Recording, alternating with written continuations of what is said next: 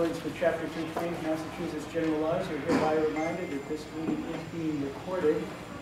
And these microphones are pretty sensitive, so if you don't want to be recorded, keep your silence. We're also being live streamed over the internet, and some questions could come in from over the internet, but of course you're here, so we'll get to your questions first.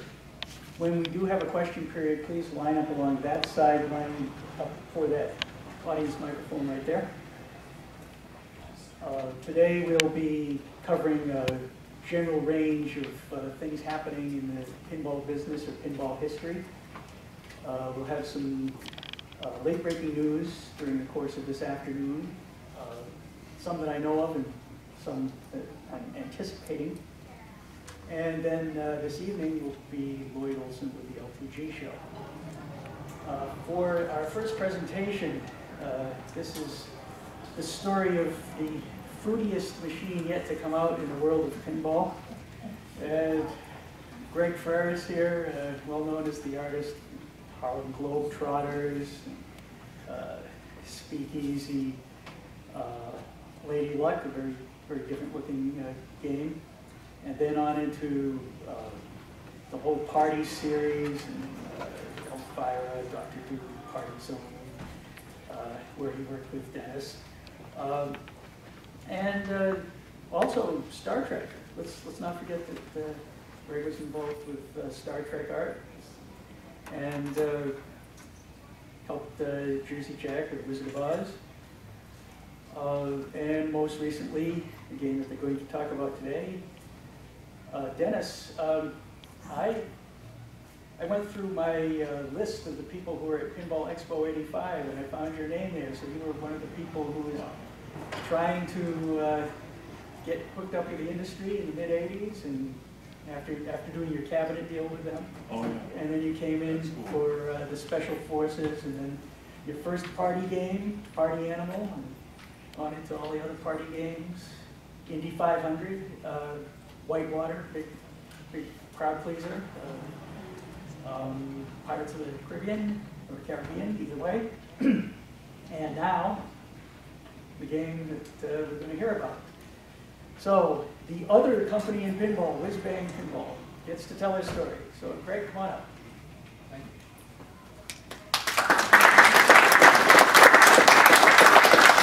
Thanks, Dave.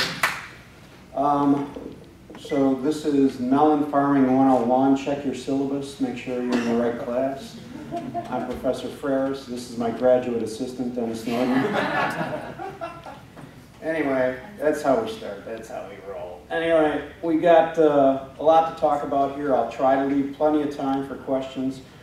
Since Dave did such a great job on our history, I'm gonna move through the first part of this a little bit faster than normal. We do one show, so if you've live streamed this from Seattle or anywhere else, you're going to see some duplication, but I apologize for that. But if you're that hardcore about pinball, that's great. We appreciate it. So moving forward, we had to develop a style, a whiz-bang style, and you know, it took us years of development to get the whiz-bang style down to what we thought would be the right thing. So you know, we put our thinking caps on, and you know, Dennis has always been a great inspiration for much of my artwork. With Party Animals, he was the Wolfman. You know, on his own Whitewater game, he is Bigfoot. So he's always a great visual inspiration for a lot of things. He's also one of the guys in the truck on Wonelli, if you take a close look at that. So we enjoy working in pairs. We've done 2 Elvira games, and we're very proud of our accomplishments with Cassandra. She's wonderful to work with, and you know, she's just a perfect match for pinball themes. Without Nordman, I did get in the business at Bally, working on Harlem Globetrotters, things like Fathom. I also got to work with Steve Ritchie later on in my career, and got to work with him on Star Trek: The Next Generation, and also the most current Star Trek, so from Stern. Steve's great to work with. One thing he did tell me when we started on Next Generation was, you know, you do artwork for all these funny games, and I don't do funny. So he said, I just want you to do straight artwork, nothing funny. And I said, good, what are we working on? He said, Star Trek Next Generation. I said, perfect. So there's nothing funny there, including that joke.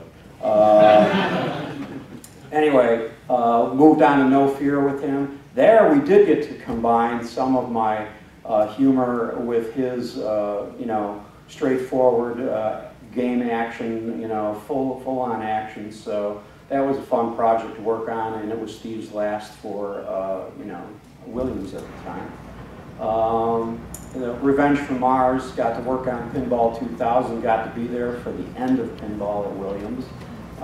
So that was both fun and sad at the same time.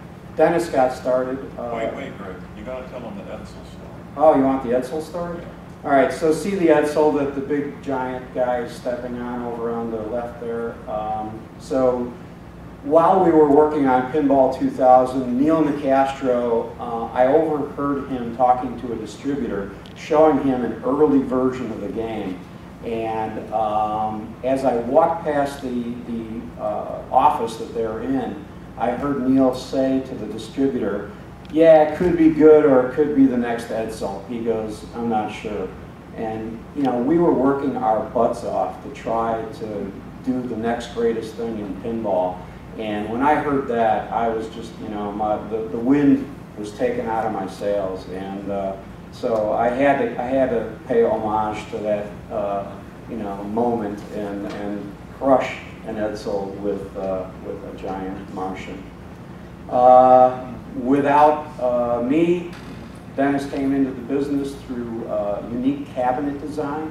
And if you take a close look at the one on the right, it is a pedestal-based cabinet. And if you look at Whoa Nelly, it is a pedestal-based cabinet. So there's some interesting correlation going on between the start of his career at Bally and where he's come with Whoa Nelly right now. I designed this cabinet in college. I majored in product design at Ohio State, and in our senior year they let us design whatever we wanted to do, and I thought I'd really like to update and modernize pinball games. So the model is what I built for my class project. Later, when I was at Williams, I added the demolition error. And I also built a full-size version, took it to Schaefer Distributing in Columbus, and they set me up with an appointment with Chuck Farmer, who was then president of Valley Pinball in Bensonville, and he had come from Columbus. So I hauled it out to Valley, and they liked it, and they hired me, and that's how I got my start. I love that story. Actually, Greg didn't like the cabinet that much because I gave it a real small backglass just because I thought visually it was balanced looking. They didn't like it because it was little. Right. We want art. So here's a couple more games after he got his start at Valley and a restart at Valley. You know, our careers have blossomed. One of the better games came out of Stern recently, Pirates of the Caribbean, back in the, you know, back when Stern was still moving upwards. I think that's one. I think your pirate ship is one of the favorite toys of, you know, many pinball games. It's very cool. Party Animal, we got started together on Party Animal. I had suggested to another designer, hey, let's do a game called Party Animal. He had nothing to do with it, so Dennis took hold of it and created the first of the Party series of games that we worked on. Dr. Dude, Dennis had an idea to work with the Teenage Mutant Ninja Turtle license, and I was like, Roger had the license available. yeah, and I was like, yeah, really? Let's do our own comic thing, you know? So Dr. Dude came out of that. Party Zone was after that. You know, working at Williams, it was great because they allowed us a lot of freedom in our design ideas and our theme directions. So You know, we always look back fondly on our days at Williams because they gave us a lot of freedom to do what we wanted to do, so we appreciate that. And then Scared Stiff, that was the final game that Dennis and I worked on. Dennis unfortunately got laid off on a day called Black Thursday, which is also, I paid homage to that in the artwork of the backlash on this one. A lot of people got laid off that day, and it was unfortunate, and it was a sad moment in pinball history because we just needed to keep moving pinball forward as best as possible in a very down market. So I hate that story. I know. So now let's talk about Whizbang Pinball. In 2009, we were a bit underemployed, as the world was. And so we were out at the Northwest Pinball Show in Seattle together. We hadn't seen each other for a couple of years, and we decided that we needed to try something a little different. I kept hearing everybody talk about custom games, and to me, I was like, wow, custom games would be cool to work on. Never thought of that, you know, being an industry insider, so I started bantering that around, and the day we left Seattle, we had breakfast at the Cafe Mecca and Bar, and came up with some ideas of this custom approach to pinball. I said, you know, we're just two industry guys. Maybe we could think about something that would be a little more custom. So we got in our Woody and took off to the airport and had a great breakfast.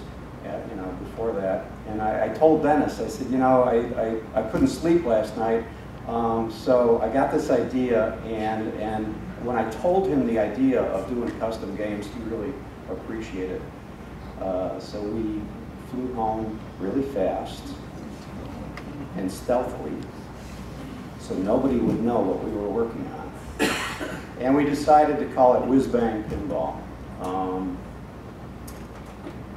This is where we had a flashback.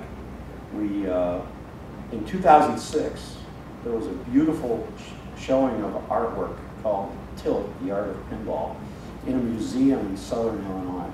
And it was the best curated art show for pinball that I have ever been a part of. They really did a nice job. It was a legitimate art museum.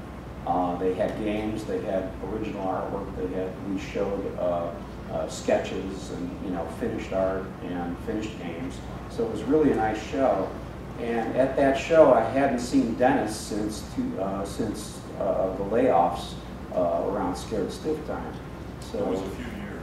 yeah, it was a long time. And Dennis decided he really liked this Continental Cafe game, and he thought the retro quality of it was just unique. So he bought it. I like the cabinet, it was weird. Yeah, he bought it and brought it home. And basically put it in his garage in 2006. And when we had breakfast that day in Seattle, he said, you know, I've got an old EM game at home that we could use. And maybe we could like hot rod that thing and turn it into something cool. So When the guy delivered it to me at Stern, the back glass was cracked in two, so he gave me a discount, but you can't get back glasses now. and as it turns out, it's not a great playing game, but we decided that we were going to use it as a host game, just taking an old car and turning it into a hot rod. That was our next approach of how we were going to handle everything. So we brought it to people that are smarter than us when it comes to electromechanical games. We brought it to one of our neighboring Team EM members, and if you know anything about Team EM, they are a great resource. If you buy an EM game and don't know what to do next, they are great to go to. They're very helpful, and they will help you get the job done to get your game up and running if it isn't, or if you have trouble with an EM game. These guys are all great, and they're very sharing with their knowledge. So we brought it to Ken Walker, He became part of our team, you know, just kind of helping us get this hot rod idea off the ground. I took that picture, it says 4/13/56. I thought that was cool because that was inside the Continental Cafe cabinet, and that's when somebody signed off on whatever it was that day that he was inspecting, so that was pretty cool. So we come to the pitch. So Dennis calls me, it was about July of 2009, and goes, okay, I got this great idea. And he says, you've got to come out to the house, and we got to talk about this right now. I got to show you something. So he said, basically, we both like the art of fruit crates. When you look back on fruit crate art, it's just so rich in the history of advertising art, and it's beautiful work and risque too at times. These were people that were trying to grab the attention at market, you know, to sell their product over somebody else's. So they were all very colorful and unique in their own way. And so that was the first part of the pitch. Let's do something with fruit crate labels.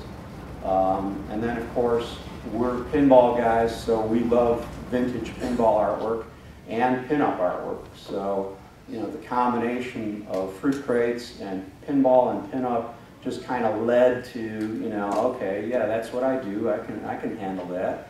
And Dennis is great with tools, so, you know, he could handle the hard part, the heavy lifting. So that's how basically Wonelli was born. He said, let's call it Sweet Juicy Melons. That was his first pitch. And I said, well, that's cool, but it's a brand. It's got to have like a hook to it, you know? So that's when we attached Wonelli to it, to like, that's the attention getter. And then eventually it went from sweet to big for various reasons. This was the sketch that Dennis showed me for the cabinet, and I was blown away. I was like, oh my God, that is perfect. You know, there's nothing wrong with that. It's just the right way to go. So those are real fruit crate labels too. I didn't make that up. Yeah, those are pulled right from the internet just to get the point across that, you know, this is anyway. So then I went home and started sketching and coming up with ideas and you know, getting things moving forward. There it is, Sweet Juicy Melons. So this was. You'll notice on that glass there was 2 score displays. Oh, yeah. So we just thought we were building one game, a work of art, we called it, that we were working on. So we decided, let's just make it a one-player game and you'll have more room for art. So that made Greg happy. Thank you.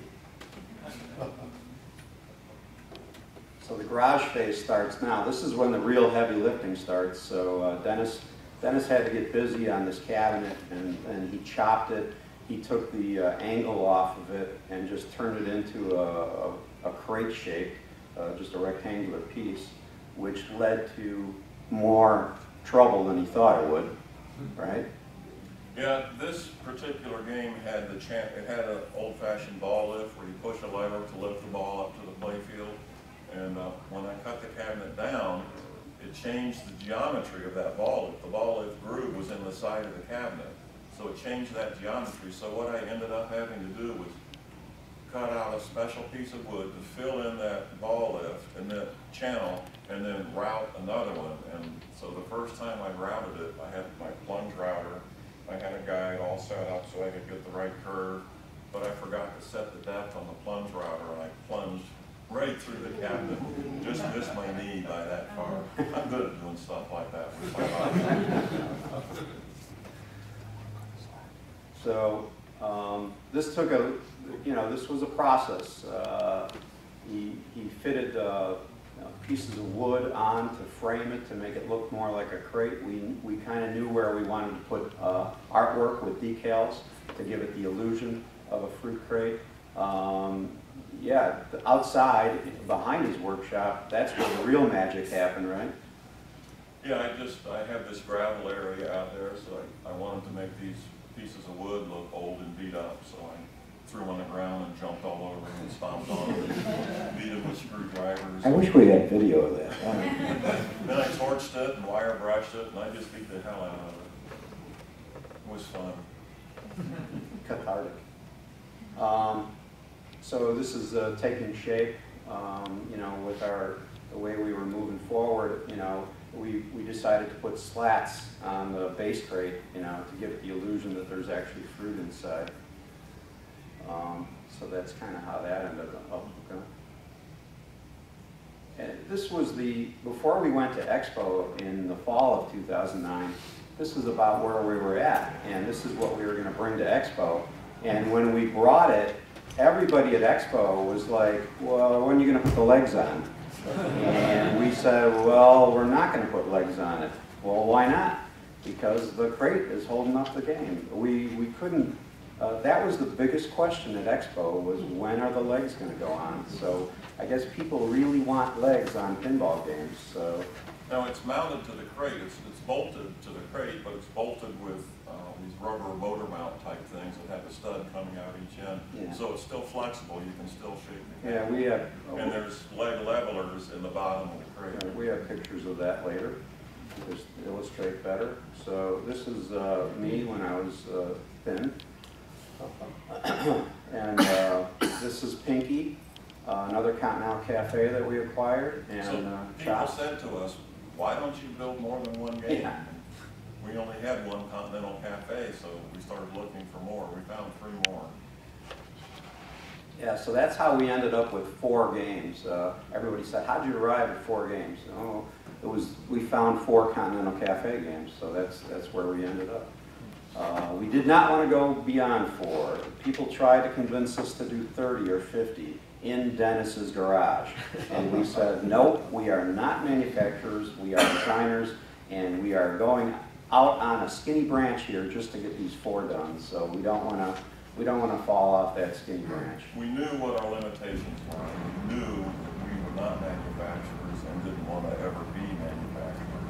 Building 4 games was tough enough. This is really where the heavy lifting came in when we needed more help. We recruited Mark Wayna. Mark worked with us at Williams. He worked on Scared Stiff and Indy 500 with Dennis. A great guy. He's got a lot of EM games in his collection. So between him and Ken, they really did a lot of work to get the EM components wired up onto the new playfield for Warnelli. This is kind of iterative playfield work. The one on the left is Dennis's first approach, and the one on the right is the one that is closer to the finished piece that we see on the floor today. The original game had 3 gobble holes in it, and I knew I didn't want to have 3 gobble holes, so this game had 1 gobble hole, and I rearranged everything on what the Continental Cafe playfield was, but it's still very EM looking. And Mark convinced, I didn't think the pop bumpers would have a lot of power, or the flippers would have a lot of power, and Mark Wayne convinced me that, no, you can mount the pop bumpers together and it'll be strong enough, it'll be lively. So then I just started over and redesigned the whole thing. But the thing that makes this game a lot more shootable than most early wood rails is that it has return lanes. So you have control over the ball, and you can actually make shots now. I made a shot that goes back to the top, and with the return lane. And I just had 1 gobble hole in it. When we showed the game with the gobble hole, a lot of people didn't understand what was happening. The gobble hole, if you don't know, it just takes the ball and it ends your game. It ends that ball, but it usually gives you some big reward. But a lot of people had no idea what was happening, so we changed it to an eject hole. Now it kicks the ball and pop bumpers, and I like it a lot better this way. But our first 4 games still have the gobble hole feature, and some of our owners are like, "Why'd you take the gobble hole out?" And we're like, "Well, bigger market. We don't want to confuse people, so we needed to take it out." This is just progress. We had to label everything from that EM wiring system so that when we went to plug it all back in, we know where everything would attach to. This is just iterations on artwork, blue background or a red background. Show it to the family, get some votes, you know, see what works best. take it to a show, see what happens. This is our first flip in spring of 2010. So it took us, you know, from July of concept to getting the first flipping game out to the Milwaukee show. And we got a pretty good response at that show. People were interested to see what we were working on. Kerry Imming, the guy facing us in this shot with the name tag on, he became instrumental in the process, because he said he was working on a system whereby he would convert an EM game to a solid state game. So would we like to work with him on that? And we said, sure. We don't know what you're talking about, but yeah, we'll do that. So he definitely was instrumental in with his pin kit, as he calls it, to convert EM to solid state. So he came up with a bus system, a modular system that you know, it was allowed us to then do 3 solid state games after the first EM game that we built. Roger came to that show and flipped it for the first time, and it looks like he's having a good time, right? And he said, you know, over here, this the lane over on the left could use a more scoring. So why don't you put a rollover, you know, switch over there? So we did. So we thank Roger for that, and gave him an ugly caricature, as I am wont to do. You know, I never caricature anybody pretty. I grew up reading Mad Magazine, and they ain't no pretty people in Mad Magazine. So you know, I treat everybody equally. So don't feel bad if you ever get a caricature from any of you. Anyway, there it is. That was the finished product there. We got a beauty shot of it, just to record it. And this is, you know, this is the finished product that 4 wonderful owners own right now, and we asked them directly, hey guys, we're getting a lot of requests for this game. Do you think it would be okay if we took it to the next level and went to production? And all 4 of our owners said, absolutely, we want to see you guys, you know, do whatever you need to do with this game. So we couldn't be more happy with, you know, with their support on that. So now we're transitioning to the Stern shop. So the first thing we had to do was convince Gary, you know, that this is the right thing to do. So I did a caricature of Gary, you know, holding a couple melons, and he was interested in it right from the get-go. George Gomez was actually the guy that said, oh yeah, we got to bring this in, we got to do this. So, you know, kudos to George for seeing the vision as we saw it, and thinking that it would be great for both home use and operation. So, yeah, you know, that was the key. And my question to George was, hey, how much are we going to have to dumb this down for production? And he said, no, we're not going to do that. We're going to try to make it just like what you guys built, so that it looks and feels, you know, exactly what you guys had gone for. So, again, kudos to George on that. This is Darren. Darren is one of our 4 owners. He allowed us to keep his game that he had paid for in my office at Stern for 2 years.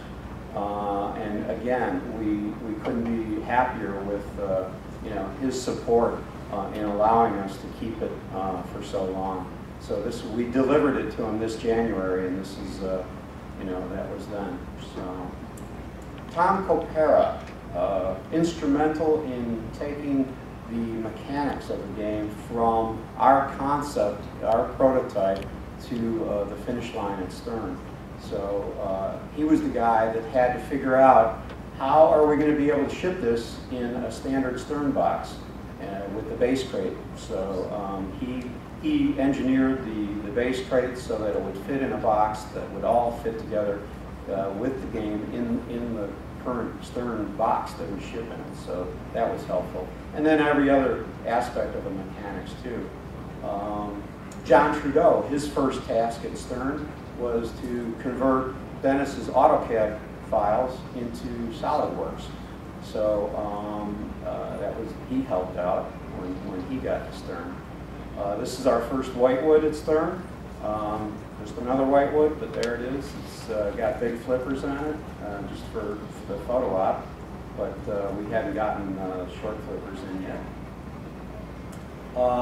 Yeah, and this was the big deal. This is a beauty shot of one of our 4 games, and this is, you know, what we brought to our cabinet company, Churchill, to say, hey guys, I know what you guys build pinball cabinets every day, all day long, but this one is a little unique, you know, and we brought them out to look at the game, and they basically had a heart attack because it's so different compared to what they're used to doing.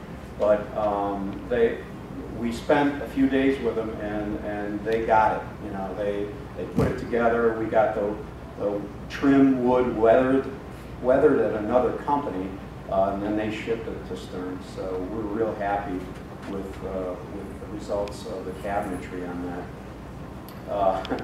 This is the first cabinet that came from our vendor, and they painted it all black for whatever reason. I guess that's the only color they had.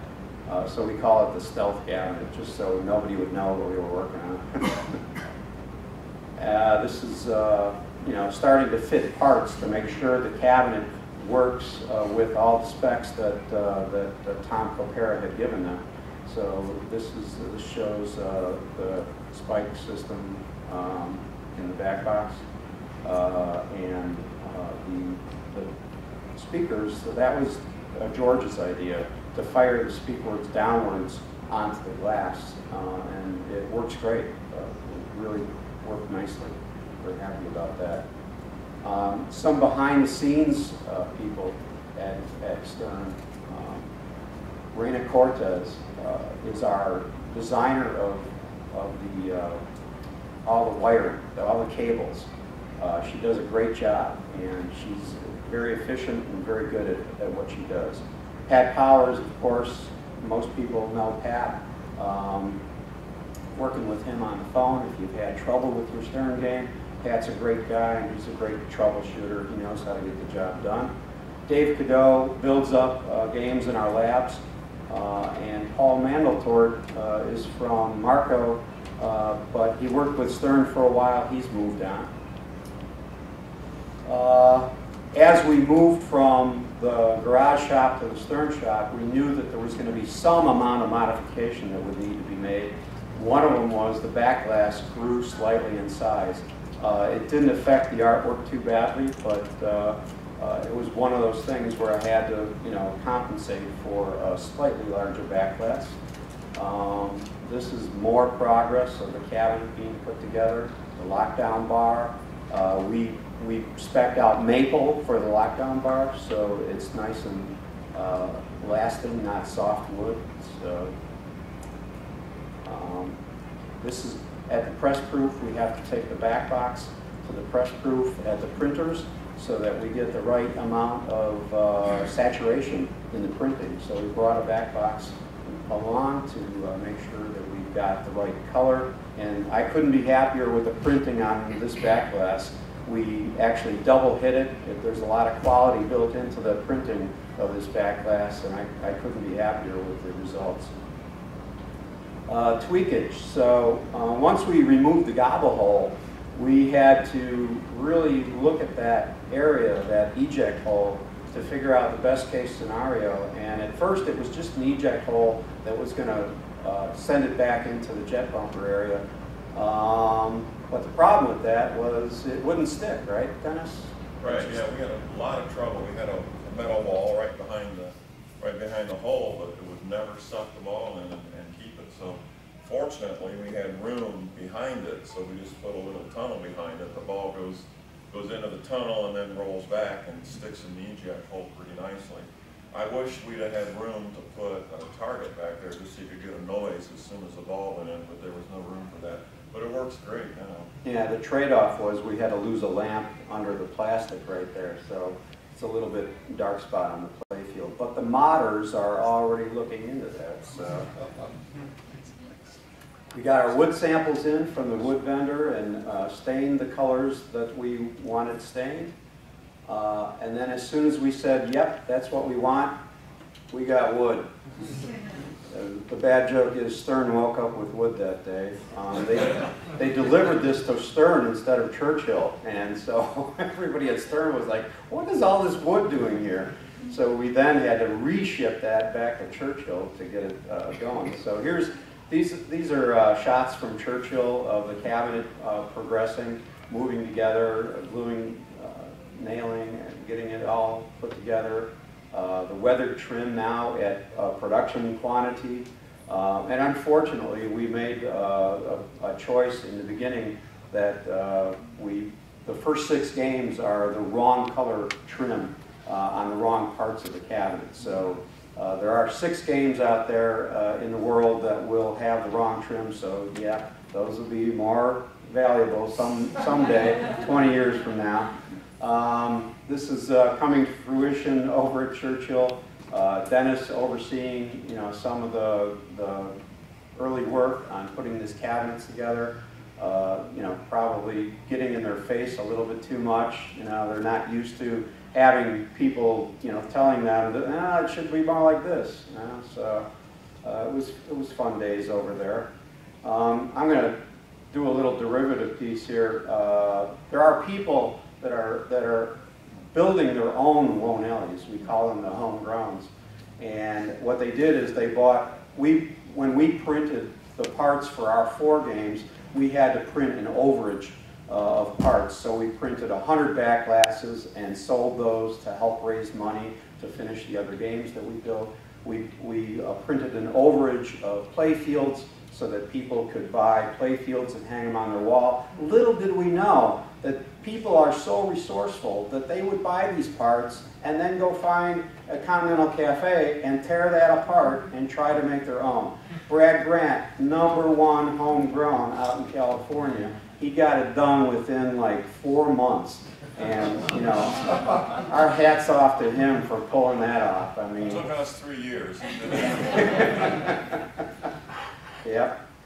And these are our games. Also Bruce Zamost from New Jersey is a second home grower.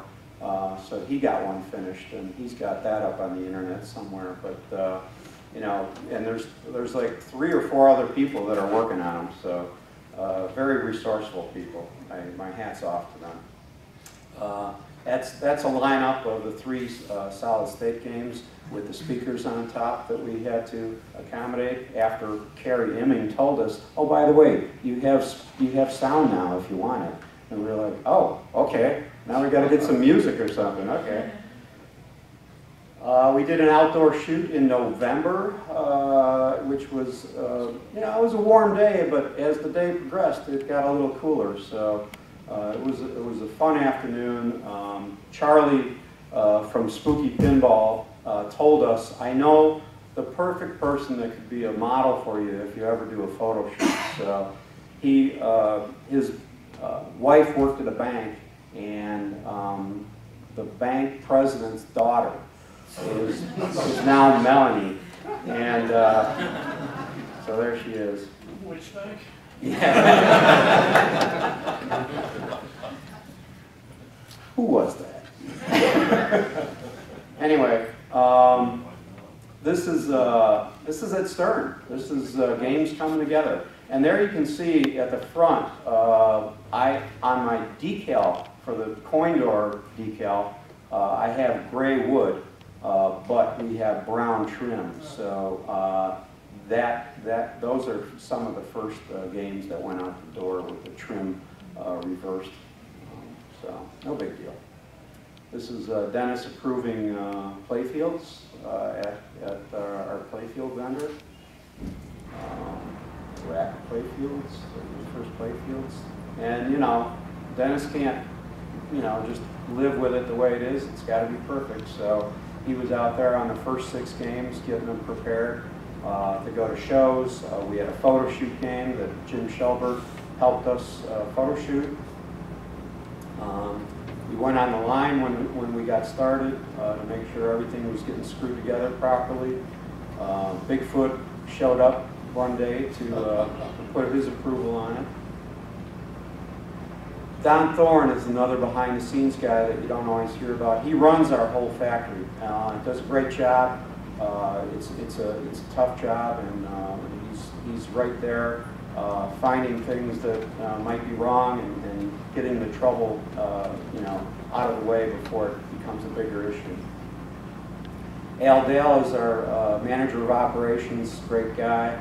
We have fun with Al, and he didn't want his picture taken, but we got him anyway. This is Tom Cocara and Dennis putting together one of the base crates, one of the first base crates. Again, with the wrong color wood, it should be brown, but it was red. We took it to Texas. We've been on the road quite a few weekends supporting Wonelli. So we got a really warm reception at the Texas show with the first prototype games that we brought there. People, every show we go to, we hear the same thing, and it's wonderful to hear this. This game is not what I thought it would be. It's better than I thought it would be, and we really appreciate hearing that, because you can't tell the book by its cover. You can't tell the game by looking at a picture of it on the internet. So if you haven't already played it, please come out, talk to us, and have a good time, because we really feel there's a lot of fun and quality built in. It's a unique blend of old and new. Right. It's very hard to understand what that is until you actually play it, because playfield is very simple. This is a perfect example of the classic rule of game design, and that is easy to understand, difficult to master. And that's what this game is. Very simple to understand, but it's very difficult to score over 3,000 points. This is a shot at Milwaukee this year. Kerry Imming playing the game, the guy that designed our first board set. Uris, one of our buyers, to the left of the game there. So, it's all coming together. People are happy to see it come together. Todd McCullough out at Seattle. So the picture on the right, this is great. All of us are standing. Nobody is crouching.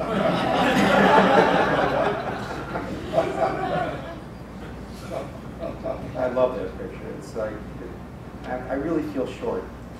So do I. Good use of the crate at the Milwaukee show. So yeah, real pinball. We're back to making real pinball, and this is a unique project for Stern. We really respect them for seeing the vision that we saw, and we hope to sell this game for a while. It's not a limited edition. A lot of people have asked that question. We've ordered, they've gone out and bought 300 parts. We've built 150 so far, and if there is demand, we will build games. That is how it's going to work. This was the final test line at Melrose. This was as Melrose Park was winding down, and this was when it was really winding down. The line had been taken out. The track that you see on the floor there is the track that the cabinet line would come down. If you've ever been to the Stern factory in Melrose, that's what was left that day of all the lines at Stern. So it was pretty barren, and we were still getting these last games out the door from Melrose. So I believe Wonelli could be considered the last game at Melrose, but I'm pretty sure that's true. So we'll see how history plays out. These are the first cabinets at Elk Grove Village. So here we go. Brand new home. First play fields on the line at Elk Grove Village. Historic. Jack Benson is our programmer. Young guy. He knows what he's doing. He's got a lot to learn. He knows we're old. We know he's young, and we work pretty well together. So he has respect for us once in a while. Maybe on a Friday afternoon he has respect for us, and we give him a lot of grief. But we've had a lot of fun working with Jack, and he's learned a lot about pinball in a very short time. He's a great player, and he just wants to make great games. So that's what we need in the business. This is Barty. She is our final inspection line supervisor.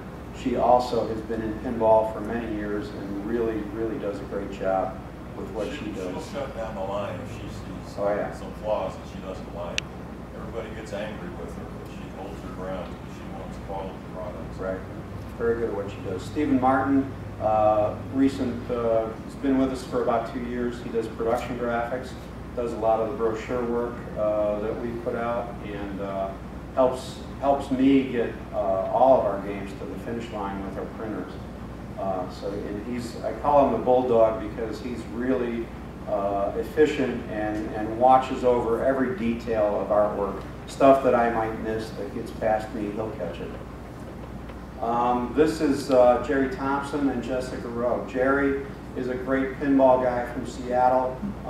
He worked on Mustang with Stern, and he did some voiceover work for Mustang. And when we started working on Wonelli, we said, hey Jerry, we want you to do sound effects and speech for us.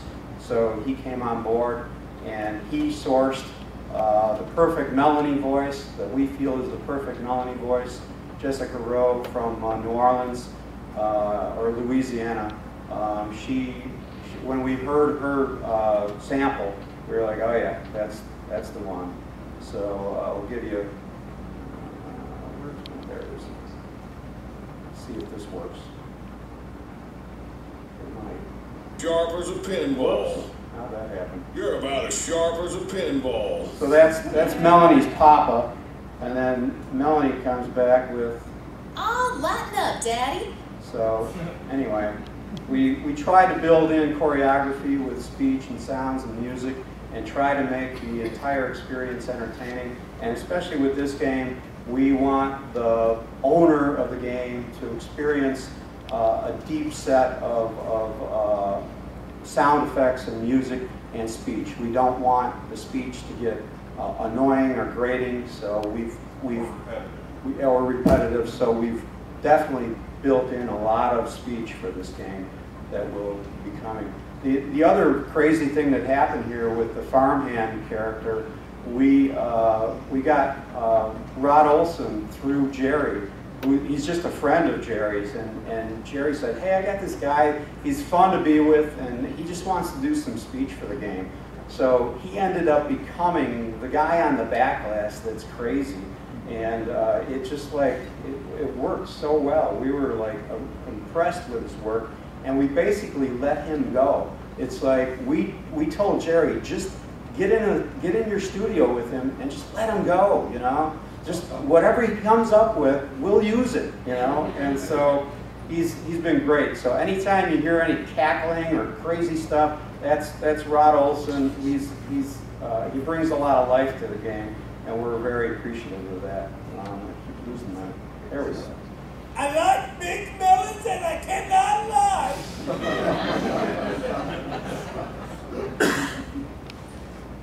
So this is some of what Dennis was talking about earlier with the crate. So I wanted to show the crate before you put the game on it. So there's the rubber engine mounts, but it gets bolted in, and so the hand there is showing that there's a lot of play in there with the rubber engine mount. So it's solidly placed and bolted to the cabinet, but it gives you the illusion of the feel of being on legs. So that's all good. We like that. And of course, people didn't realize that the base crate had leg levelers on it, so we wanted to show that aspect of the base crate as well. The game that's on the show floor, if you haven't seen it, it has legs on it right now with the base crate just sitting under it. That's only to show you that you get both base crate and legs with the product. Well, we have a decal also if you get a game that says use the pitch of 4 degrees. We've changed our mind on that. 5.5 to 6 degrees is a better setup. It makes the game play nice and snappy. So if you wanted to play more like an old EM game, then you can pitch it at 4. Game operation. We want operators to play this game. And Adaball out in Seattle has been operating it for about 2 months at 25 cents a play. And they've had weeks where they're earning $225 to $250 a week at 25 cents a play. So a lot of people having fun with it out there. But we want to see more operators get on board with it. So it is available now. We want everybody to know that. Local distributor, talk to your local distributor. If Marco was here, you could talk to Marco, but they're not at this show. But there is a distributor here. Oh, I forgot his name. Ottoman, thank you very much. That is handling Will Nelly for us. And if you bought one of the first 74 games, there was a leg kit. These leg pieces go on the game if you put it on a crate. There are replacement pieces that easily go on and off to cover the leg holes. So the game will come with leg holes in it, but you can take those off and put these on. Since the first 74 games, you will get that automatically, but the first ones that went out did not have those, so we sent out a kit recently. If you're one of the first 74, you can talk to your local distributor and get that kit, which includes an uncrushed beer can. And there's the beer can. We're working with local breweries to see if we can actually get a summer blonde ale out of this. So we really want to see that happen too. That'll be fun. And of course, we have swag. So you can get it at the Marco booth if he was here, but you can definitely get it at the Stern store. You can get vintage stuff from us through Pinball Life. You can get t-shirts and back glasses from the first run. And you can go to Marco for t-shirts as well. So if you need any swag, see those people. And that is the end of the show. Did you get that? Is that a challenge for Stern to somehow come up with that, or just a step remote? No. What's the engineer's name? There I go. Tom Capera had experience in slot machines, so the score reels are run by stepper motors. They're very similar to a slot machine reel, and we actually had them injection molded. Okay. Can you talk about updating the score from, like old EMs usually chase the special within a single ball with all resets to the next ball. Juicy Melons, you're sort of chasing the score ongoing throughout the game, and it's a very classic Nordman in that, like, here's your next shot, here's your next shot, here's, did you work on the scoring for the game, or did somebody else do the programming for it? Well, I didn't do the programming, as you saw, Jack Benson did the software, but we all had input to the scoring and how it works. And actually, since we eliminated the gobble hole, the scoring feature that we have now, which is called Thumpin' Time, there goes my brain again. That was created by Greg and Mark Wayna, and I really liked it. Yeah. So you can just keep building Thumpin' Time. You make the lanes, you light the pop bumpers, you go into the eject hole, you get Thumpin' Time, and then the lanes start flashing, and you start it all over again with higher values. Great. Nice work. Thanks, guys. Thank you. What was your favorite game that you ever worked on? You know, I get that question asked a lot, and to be honest, each game I'm working on is my favorite game. The game that I work on currently is always my favorite game. Apparently, Whitewater has been my most popular game. Yeah, it's one of my favorites as well. Thank you.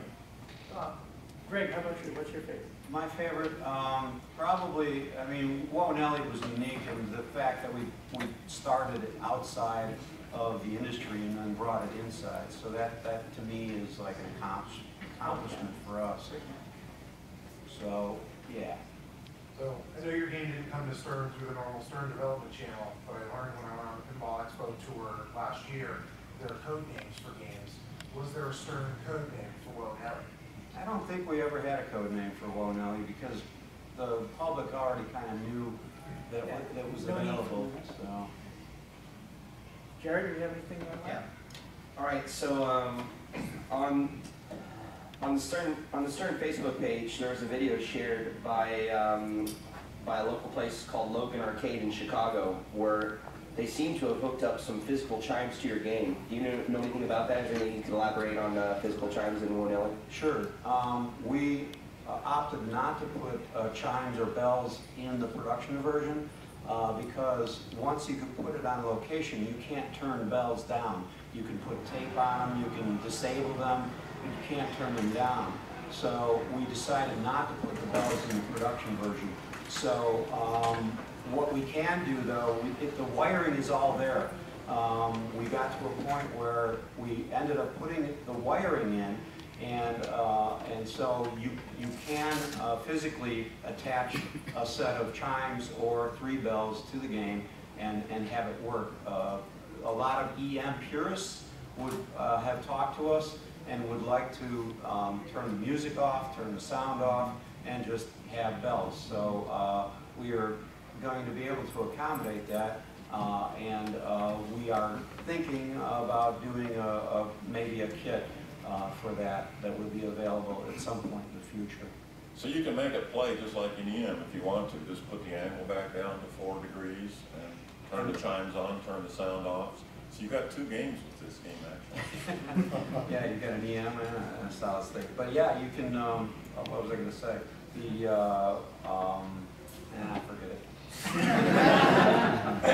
Okay, and so Stern Pinball really considers Willow what a new segment that they call a studio release, which is we're sort of starting to see Stern develop kind of new segments with what they call cornerstone games, and now and then contracted games. And now we see like what they call a studio release. So it's like so this is obviously Stern's first studio title. Do you foresee a future where there's more studio titles and where you guys might be involved in that? Not elaborating on anything specifically, but down the road, or do you anticipate something more like Wonelli, where there could be a game that's made within the games they normally release in a normal production year? Yeah, we hope so. It's a little different dynamic now. I've been working at Stern for 2.5 years now. So Dennis and I aren't on the outside together anymore. He's still independent, so it'll be a little tougher to pull that off, but we would love whatever measure of success that Stern needs from O'Nelly. We hope that we reach that benchmark and are able to do a second design for that studio title that they've given. We hope so. Okay, last call for questions in the room. All right, well, thanks again.